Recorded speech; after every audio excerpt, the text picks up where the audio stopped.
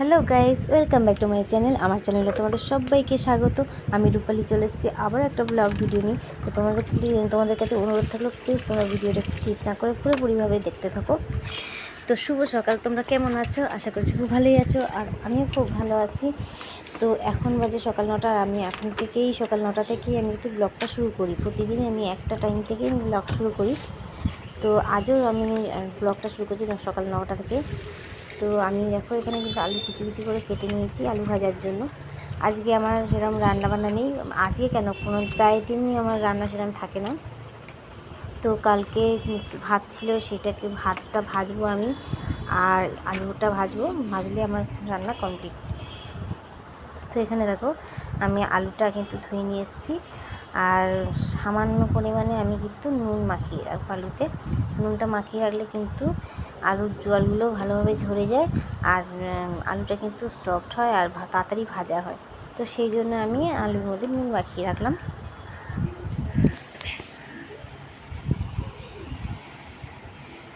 আমি কিন্তু কিছুক্ষণ নুনটা মাখিয়ে রেখে দেবো।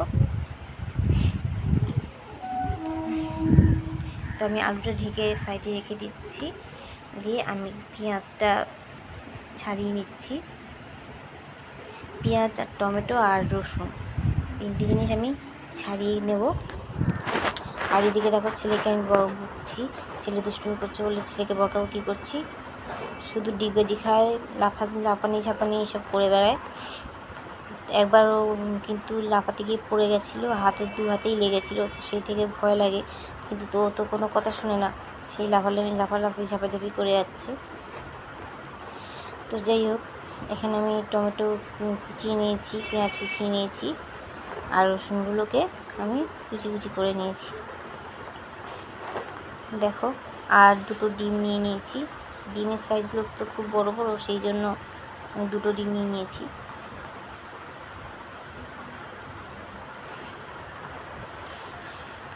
আর এখানে দেখো কড়াইটা একটু আমি গরম হোক, তারপর আমি আলুগুলো দিয়ে দেবো। তোমরা হয়তো বুঝতে পারবে না, জল কিন্তু অনেকটাই ঝরে গেছে, দেখতে পাচ্ছ কতটা জল ঝরে গেছে। তো যাই হোক, এখানে আমার কড়াই গরম হয়ে গেছে, আর তেল দিয়ে দিয়েছি। আর নুন কিন্তু আমি মাখিয়ে রেখেছিলাম, তো সেই জন্য আমি নুনটা সামান্য পরিমাণেই দেবো। আমি কিন্তু খেয়াল করেছি যে আমি যতই নুন মাখিয়ে রাখি না কেন, আলু ভাজায় কিন্তু নুন হয় না, সেই জন্য আমাকে পরে আবার এক্সট্রা করে নুন দিতেই হয়।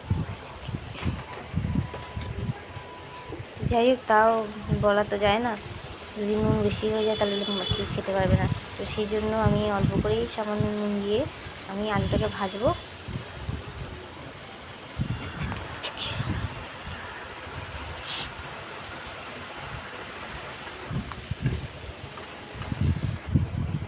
আর এদিকে দেখো লঙ্কা কাটতে ভুলে গেছি, তো সেই জন্য লাল লাল লঙ্কাগুলো শুকিয়ে গেছে, তো সেই লঙ্কাগুলো আমি কুচিয়ে নিলাম, আর দুটো আলু ভাজাতেও দিয়ে দিলাম।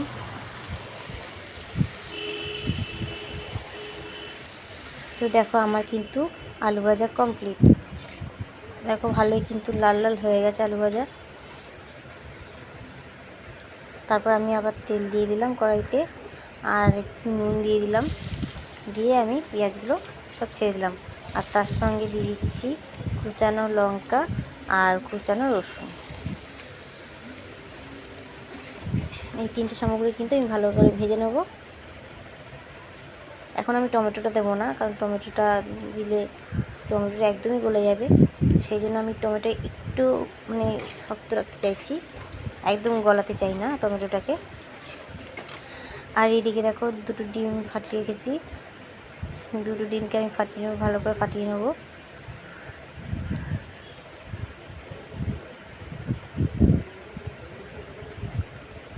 আর এদিকে কিন্তু পেঁয়াজ টমেটো দিয়ে দিচ্ছি।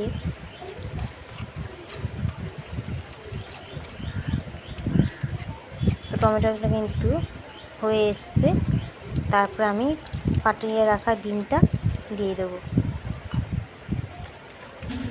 দিয়ে একেবারে সব আরেকবার নেড়ে চেড়ে নেব।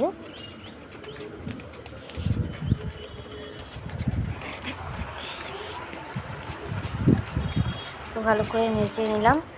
আর তারপরে দেব ভেজে রাখা আলু ভাজা। কিছুটা আলু ভাজা আমি ভাতের মধ্যে দিয়ে দেবো আর কি। তারপর আমি দেখো আবার তেল দিলাম, আর দিলাম কালো জিরে, আর দিয়ে দিচ্ছি 2টো শুকনো লঙ্কা।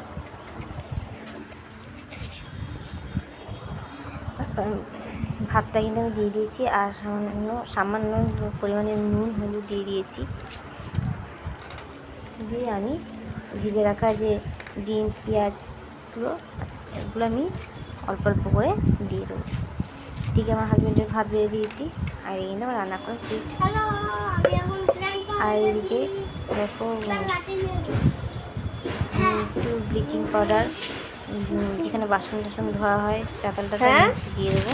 তাহলে ছেলে কালকে পড়ে গেছিলো, স্লিপ কেটে গেছিলো বল খেলতে গিয়ে। তো কদিন ধরে আর কি ছেলের পরীক্ষা চলছিলো বলে কিছুই করা হচ্ছে না, তো সেই জন্য আমি একটু এই জায়গাটা ঘষে দেবো।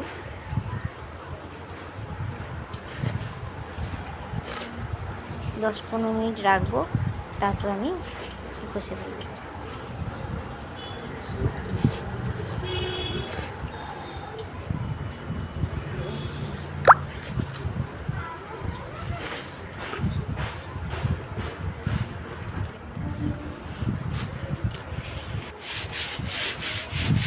আর ওই জায়গাটা কিন্তু ব্লিচিং পাউডার দিলে হবে না, তো সেই জন্য আমি একবার ঝাঁটা দিয়ে ঘষে দিচ্ছি, তারপর ব্লিচিং পাউডার দিয়ে আমি পরিষ্কার করে নেব। তো গাইস, আমার ভিডিওটা তোমাদের কেমন লাগছে তোমরা প্লিজ কমেন্টে জানিও। আর যদি ভালো লেগে থাকে তাহলে লাইক সাবস্ক্রাইব এবং শেয়ার করে দিও।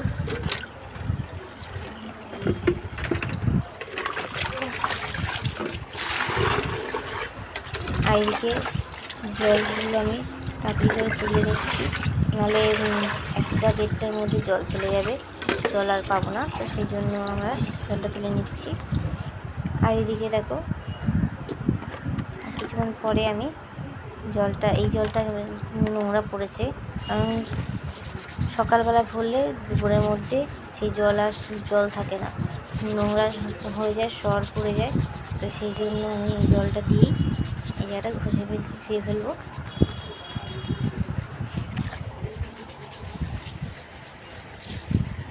তারপরে আমি স্নান করে ফ্রেশ হয়ে ছেলেকে খাওয়া দেবো, তো কারণ ছেলে কিন্তু চান করতে ঢুকে গেছে এদিকে।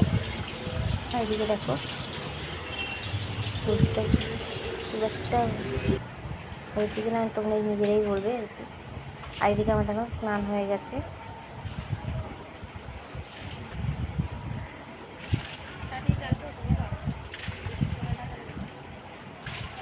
আর ছেলেকে আমি খেতে দিয়ে দিচ্ছি, খাওয়ানোর পর একটু রেস্ট নিয়ে তারপরে আমরা কিন্তু একটু বেরোবো। ছেলের পরীক্ষা শেষ, তো সেই জন্য কোথাও তো যাওয়ার নেই, শুধু বাপের বাড়ি ছাড়া, তো সেই জন্য বাপের বাড়িতেই যাবো, আর কোথায় যাবো বলো। তো যাই হোক, আমি কিন্তু রেস্ট হয়ে নেওয়া হয়ে গেছে, তারপর আমি রেডি হয়ে নিচ্ছি, ছেলেকে রেডি করে দিয়েছি, ছেলে রেডি হয়ে বাইরে বল খেলছে। এদিকে আমি রেডি হচ্ছি, আমার হাজব্যান্ডও রেডি হয়ে গেছে, তো আমরা বেরিয়ে পড়লাম। আর তারপরে যাব আমার বন্ধুর সঙ্গে একটু মার্কেটে। রাস্তাটা পুরো ফাঁকা, আমরা কিছুক্ষণ 10 মিনিটও আমরা বসিনি বাড়িতে, সঙ্গে সঙ্গে আমরা বেরিয়ে পড়েছি। আমি আমার বন্ধু দুজনে একটু কসমেটিক্সের দোকানে এসেছি।